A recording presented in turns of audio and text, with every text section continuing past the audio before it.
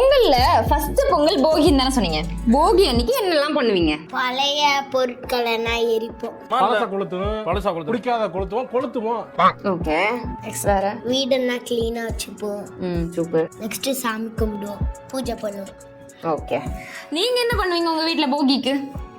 சாமி கொண்டுவோம், கோயிலுக்கு போவோம். ஓகே. நீங்களும் அந்த மாதிரி பழைய பொருட்கள்லாம் இருந்து இது பண்ணுவீங்களா? ஓகே.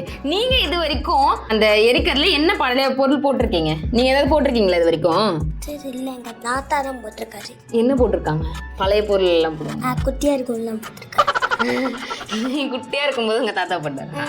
ரெண்டு பேருமே கரெக்டா சொன்னீங்க. எப்படி போகி அன்னைக்கு பழைய பொருட்கள்லாம் போட்டு எரிச்சு வீட்டை சுத்தமா வச்சுக்கிறோமோ, அதே மாதிரி நம்ம மனசுல இருக்கிற கெட்ட எண்ணங்களும் பழைய எண்ணங்கள் எல்லாத்தையுமே அழிச்சிட்டு மனசையும் சுத்தமா வச்சுக்கணும்ன்ற ஒரு எண்ணத்துல கொண்டாடுறது தான் போகி. ஃபுல் வீடியோவுக்கு கீழே உள்ள லிங்கை கிளிக் பண்ணுங்க. அன்ஷிஃப்ட் மீடியாவை ஃபாலோ பண்ணுங்க.